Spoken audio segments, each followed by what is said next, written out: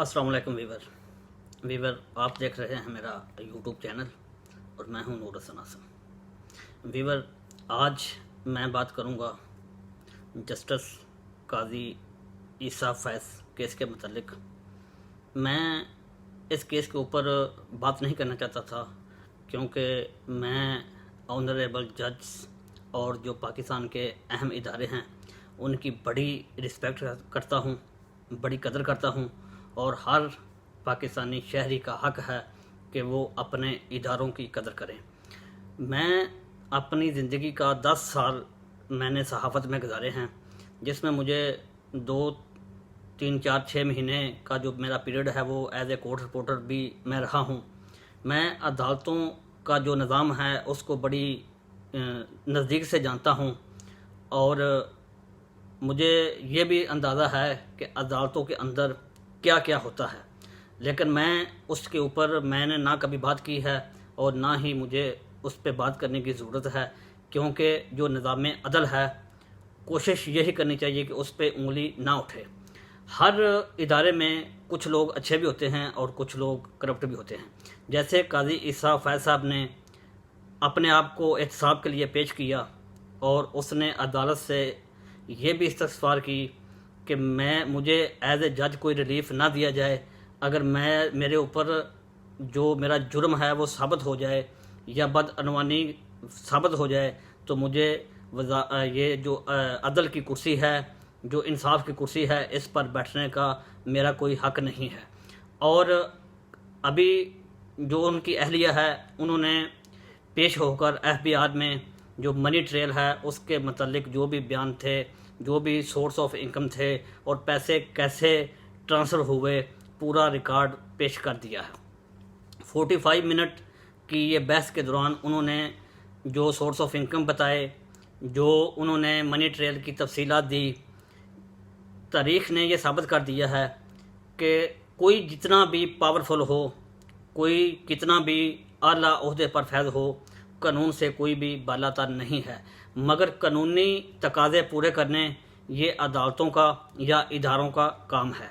मैं FBI से भी यही गुजारिश करूँगा कि जैसे काजी जस्टिस ईसा फैज़ साहब ने ये कहा कि मुझे कहीं भी रिलीफ ना दिया जाए और ना ही मेरा ये प्रेशर कोई इदारा कबूल करे कि मैं एक जस्टिस हूँ और मैं हाज़िर सर्विस जस्टिस हूँ, तो एक एज ए जज होने के नाते मैं किसी भी इदारे की जो उसमें इन्वॉल्व नहीं होना चाहता, बग़ैर कोई प्रेशर के मेरे केस का फ़ैसला किया जाए। अदालत ने जो फ़ैसला किया वो भी उन्होंने तस्लीम किया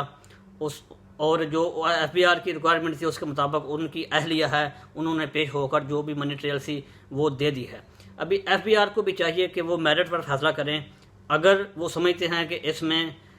बदअनवानी हुई है तो उनको सज़ा मिलनी चाहिए। जैसे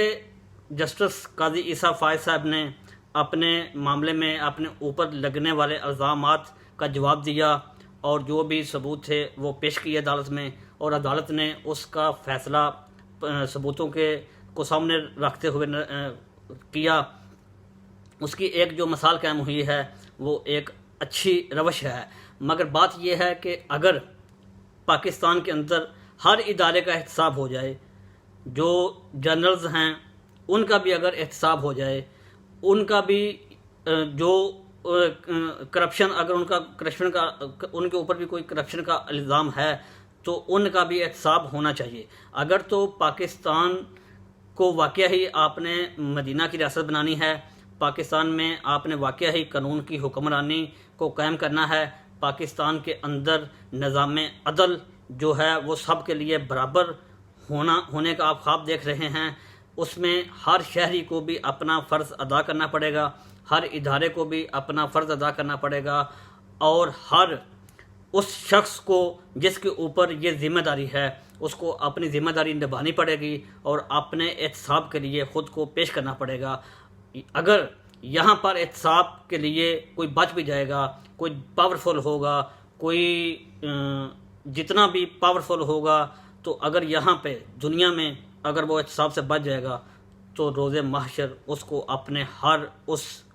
किरदार का हिसाब देना पड़ेगा, ہر اس ظلم کا حساب دینا پڑے گا، ہر اس کرپشن کا حساب دینا پڑے گا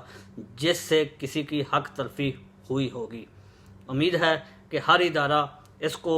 نیگیٹو نہیں لے گا اور پازیٹیو سوچتے ہوئے میری آواز اگر عدلیہ کے ایوانوں تک چلی جائے، میری آواز ٹیلیویژن تک چلی جائے، میری آواز ایجنسیوں تک چلی جائے، میری آواز جہاں جہاں بھی چلی جائے، سننے والے ہر فرد کے اوپر میں یہ ذمہ داری سمجھتا ہوں کہ ہر پاکستانی شہری کی ذمہ داری ہے کہ جیسے جسٹس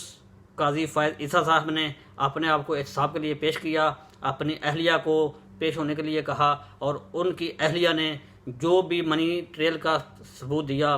اگر اس میں وہ گلٹی ہے تو اس کو سزا ملنی چاہیے، اور اگر وہ گلٹی نہیں ہے تو اس کو باعزت طور پر بری ہونا چاہیے، اور یہ ایک کیس کی مثال بننی چاہیے تاکہ دوسرے جو کرپٹ عناصر ہیں وہ بھی قانون کے شکنجے میں آ سکیں۔